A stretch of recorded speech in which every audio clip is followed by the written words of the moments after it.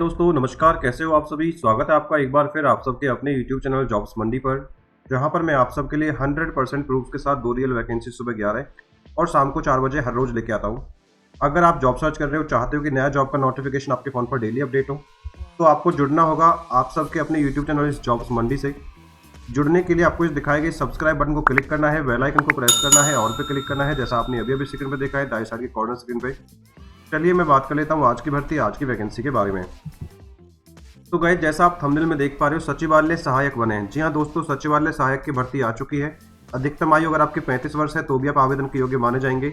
सबसे बड़ी खास बात है कि 10वीं 12वीं या ग्रेजुएट कैंडिडेट अगर आप 50 मार्क्स 50 मार्क्स भी लेते हैं तो आप क्वालिफाई कर जाएंगे। अब क्या है ये भर्ती, कौन सा रहेगा डिपार्टमेंट, कहाँ की है वैकेंसी, क्या रहेगा आपका प्रॉपर एलिजिबिलिटी क्राइटेरिया और कैसे रहेगा आपका एग्जाम पैटर्न, पूरा मैं डिटेल में आपको समझाने वाला हूँ इसी वीडियो में। बस आखिर तक आपको बने रहना है। अगर चैनल पर पहली बार आए हो, चैनल को सब्सक्राइब नहीं किया है तो सब्सक्राइब करके नोटिफिकेशन को आप ऑन कर लीजिए, बेल आइकन को प्रेस कर लीजिएगा।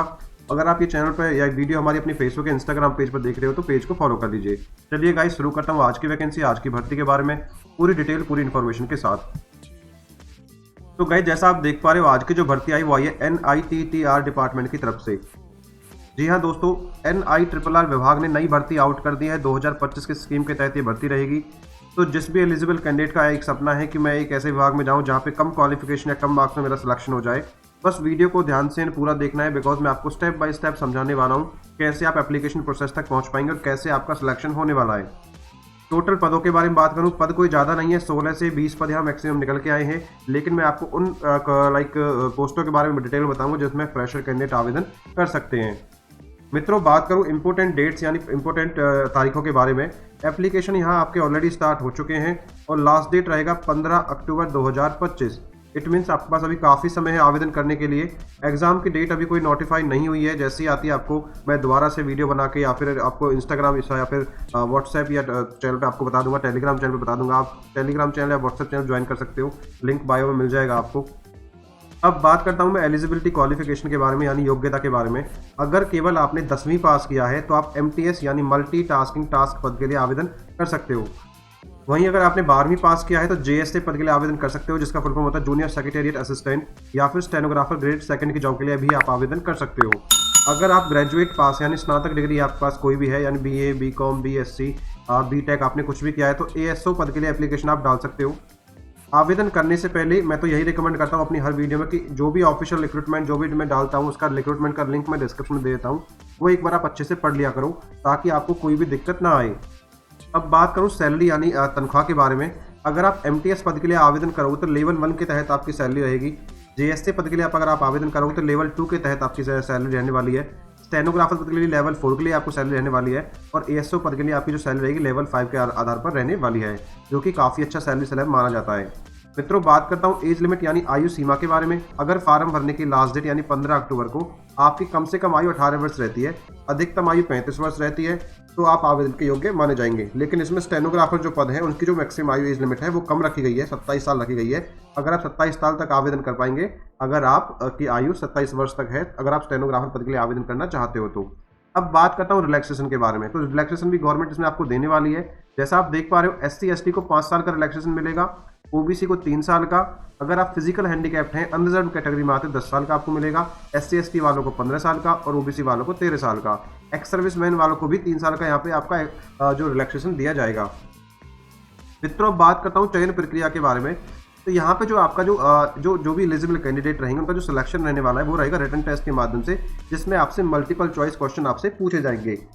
और जो भी सिलेक्टेड कैंडिडेट रहेंगे उनका जो सिलेक्शन रहेगा उनको स्किल टेस्ट और डॉक्यूमेंट वेरिफिकेशन के लिए बुला लिया जाएगा।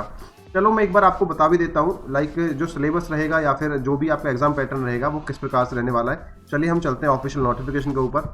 तो गाइज, ये जैसे ऑफिशियल नोटिफिकेशन पर आप आएंगे तो पेज नंबर 4 पर आप देख पा रहे हो स्क्रीनिंग एंड सिलेक्शन प्रोसेस। यहाँ पर अभी आप सभी देख पाएंगे।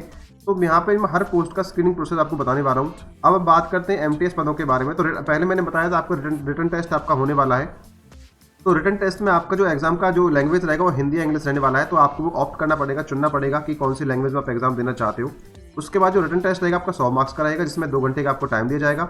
और जो मिनिमम क्वालिफिकेशन जो क्वालिफाइंग मार्क्स जिसमें मैंने बताया था पहले 50 मार्क्स चाहिए, तो 50 मार्क्स पर आप क्वालिफाई कर सकते हो। इसका मतलब ये नहीं है कि आप 50 मार्क्स पर आपका सिलेक्शन होना है। ये बस एक क्वालिफाइंग कोर्स है। उसके बाद बता दूं मैं आपको कि हर एक क्वेश्चन का 1 नंबर आपको दिया जाएगा। तो 100 नंबर का 100 क्वेश्चन होंगे, जिसमें 0.25 मार्क्स की आपकी नेगेटिव मार्किंग भी यहाँ पे रहनी है। तो क्वेश्चन आपको जब चुनने हैं, आंसर जब चुनना है, तो सोच समझ के चुनिएगा कि आपका आंसर गलत ना हो। अब एग्जाम पैटर्न की बात करूँ, इंग्लिश के जो क्वेश्चन आएंगे वो 10वीं क्लास तक के लेवल के आएंगे, 25% यानी 25 क्वेश्चन आएंगे। हिंदी के क्वेश्चन भी 10वीं लेवल तक के आएंगे, वो भी 25% यानी 25 नंबर के आएंगे। जनरल अवेयरनेस के क्वेश्चन जो आएंगे 25% यानी 25 मार्क्स के। एनालिटिकल एबिलिटी ये भी 10वीं जो क्वेश्चन के लेवल पे क्वेश्चन आएंगे 15 क्वेश्चन, और कंप्यूटर यूजेस के क्वेश्चन भी 10 नंबर के आपके आने हैं। इसके बाद आपको बुलाया जाएगा डॉक्यूमेंट वेरिफिकेशन के लिए, डॉक्यूमेंट वेरीफाई होंगे, फिर मेरिट लिस्ट तैयार होगी, उसमें अगर आपका नंबर आता है तो आपका चयन हो जाएगा एमटीएस पद के लिए। अब बात करता हूँ जेएससी पद के लिए, जूनियर सेक्रेटरी असिस्टेंट पद के लिए। तो यहाँ पे पहले आपका वही सेम 100 क्वेश्चन, लाइक 100 मार्क्स का 2 घंटे का क्वेश्चन होगा। इसमें आपका 40 मार्क्स पर क्वालिफाइंग स्कोर रखा गया है। जो भी कैंडिडेट 40 मार्क्स ले लेगा उसका क्वालिफाई पेपर हो जाएगा। दोस्तों बात करूँ, वहाँ पे भी सेम आपका 1 मार्क का 1 क्वेश्चन रहेगा, 0.25 मार्क्स की नेगेटिव मार्किंग यहाँ रहनी है आपकी। अब एग्जाम पैटर्न के बारे में बात करूँ, general knowledge and current affairs के आपके 20 क्वेश्चन यहाँ पे आने हैं, तो 20%। Mental ability, reasoning, mathematical skills के 35 क्वेश्चन यहाँ पे आने हैं।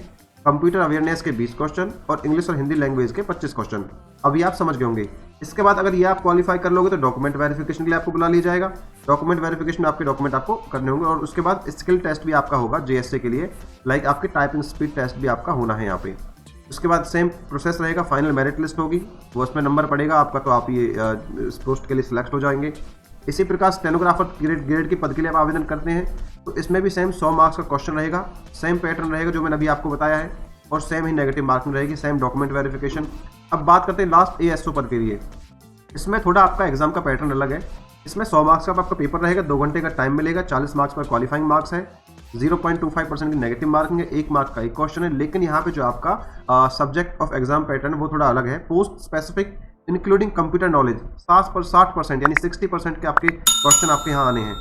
20 नंबर के क्वेश्चन आपके आने हैं मेंटल एबिलिटी, रीजनिंग और मैथमेटिकल स्किल्स की, और इंग्लिश हिंदी के 20 क्वेश्चन। अगर यहाँ पे आप क्वालिफाई करते हो तो फिर डॉक्यूमेंट वेरिफिकेशन वही प्रोसेस रहेगा, डोमेन स्किल सेट और फिर फाइनल मेरिट लिस्ट। तो अभी आप समझ गए होंगे कैसे कैसे आपका सिलेक्शन प्रोसेस रहना है। बाकी गाइज कोई क्वेश्चन है तो आप मुझे इंस्टाग्राम पे मैसेज कर दीजिए, मैं आपको शॉर्ट आउट करने की कोशिश करूंगा। एप्लीकेशन फीस के बारे में बात करूं, जनरल ओबीसी ईडब्ल्यूएस के लिए 750 रुपये आपको अप्लाई करने के लिए देना होगा, एप्लीकेशन फीस लगेगी। SC ST और फीमेल कैंडिडेट 500 रुपये में आप ये फॉर्म भर सकते हैं। लेकिन आपको एक बेनिफिट और, अगर आप एग्जाम देने जाते हो तो आप ये 500 रुपये रिफंड फीस के लिए आवेदन कर सकते हैं, और ये केवल SC ST और फीमेल छात्राओं के लिए है, जनरल ओबीसी ईडब्ल्यूएस वालों के लिए नहीं है। तो ये ध्यान रखिएगा। तो आपको एक तरह मान के चलो फ्री में ही आवेदन कर रहे हो। आवेदन मोड के बारे में बात करूं, ऑनलाइन तरीके से रहने वाला है। अब आवेदन मोड के बारे में बात करता हूं, चलो इसके बारे में पता कर लेते हैं कैसे अप्लाई करना है। अभी हम जैसे मैंने लिंक आपको नीचे दिया हुआ है, वहां से क्लिक करके अप्लाई ऑनलाइन पे आप क्लिक करोगे तो इस पेज पर आप आ जाओगे। अगर आपको ऑफिशियल नोटिफिकेशन डाउनलोड करनी है तो जनरल इंस्ट्रक्शन पे यहाँ पे क्लिक करके डाउनलोड कर सकते हो। करने के बाद अगर आप पहली बार अप्लाई कर रहे हो तो न्यू रजिस्ट्रेशन पे आपको क्लिक करना है। जैसे यहाँ न्यू रजिस्ट्रेशन पे आप क्लिक करोगे आपके सामने ये पेज खुल के आ जाएगा। सिंपल सा आपको अप्लाई फॉर द पोस्ट पे क्लिक करना है। जिस पोस्ट के लिए आप आवेदन करना चाहते हैं, multitasking staff, junior secretary assistant, stenographer grade 2, assistant selection officer, इनमें से किसी एक पोस्ट को आप सिलेक्ट कर लीजिएगा।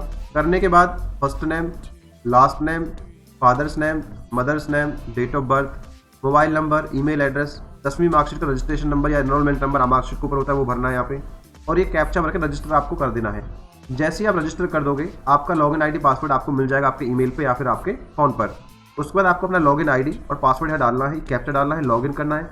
उसके बाद सब थोड़े से बेसिक क्वेश्चन आपसे पूछे जाएंगे, ऐसे जैसे आपने रजिस्ट्रेशन किया था ऐसे करके आपको अप्लाई कर देना है। और भी कोई इशू आता है मुझे बताइएगा कमेंट बॉक्स में, या फिर आप मुझे इंस्टाग्राम पे मैसेज कर सकते हो। बाकी जॉब लोकेशन की बात करूँ, आफ्टर द सिलेक्शन जॉब रहेगी आपकी चंडीगढ़ के अंदर। एग्जाम भी आपको चंडीगढ़ ही देने जाना होगा और पोस्टिंग भी आपकी चंडीगढ़ में ही रहने वाली है। हालांकि ऑल ओवर इंडिया की भर्ती रहने वाली है, कहीं से भी आप आवेदन कर सकते हो। तो गाइज ऐसी वैकेंसी मैं आप सबके लिए हर रोज लेके आ रहा हूँ। आने वाली अपडेट्स के लिए यूट्यूब चैनल जॉब्स मंडी को, फेसबुक पेज और इंस्टाग्राम पेज को फॉलो कर लीजिएगा, लिंक डिस्क्रिप्शन में मिल जाएगा आपको। यहाँ पे कुछ इंपॉर्टेंट लिंक्स मैंने दे दिए इस भर्ती के रिगार्डिंग, जैसे ऑफिशियल नोटिफिकेशन का लिंक और अप्लाई ऑनलाइन करने का लिंक। तो thank you so much for watching guys. मिलता हूँ एक नई भर्ती की वीडियो के साथ, तब तक के लिए जय हिंद और जय भारत।